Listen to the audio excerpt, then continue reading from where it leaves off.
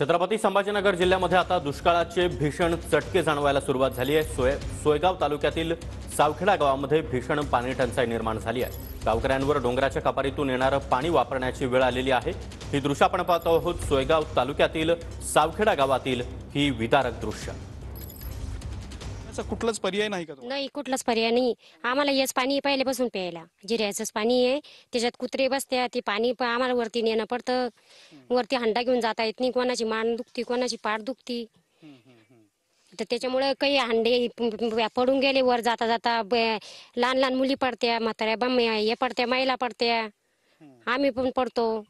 ही एक शाळेत शिकणारी मुलगी सुद्धा या ठिकाणी आहे। तुझं नाव काय ग बाई? कोमल. बरं, आणि कितवीला आहेस तू? 8वीला। मग तुला किती वेळा भरावं लागतं पाणी इकडे? 4-5 वेळा। बरं, घरी किती माणसं आहेत तुझ्या? 7। मग ह्या सगळ्यांसाठी पिण्याचं पाणी तुला इथूनच घ्यावं लागतं का? हो। बरं, मग शाळेत कधी जाते आणि पाणी कधी भरते मग? शाळेत सकाळी जाते, शाळा सुटल्यावर पाणी येते।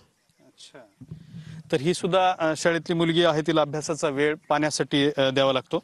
ह्या ज्या आजी आहेत आपण पाठीमागं बघताय, थकलेले आहेत, त्यांना हा डोंगर चढणं कठीण आहे। मात्र घरात पाणी नाही आणि पाण्याशिवाय जगणं शक्य नाही।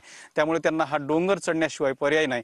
चढत असताना असा हंडा टेकून त्यांना हा डोंगर वरती जो आहे तो चढावा लागतो। त्यामुळे सावखेडा या गावातली पाण्याची परिस्थिती अत्यंत भीषण आहे। इकडे जर आपण बघितलं तर हा जो पाण्याचा झरा आहे तो डोंगरातून आलेला झरा आहे। त्यामुळे या गावकऱ्यांची व्याकुळता बघून डोंगराला तर पाझर फुटलेला आहे, मात्र सरकारला पाझर कधी फुटणार असा प्रश्न उपस्थित होतोय।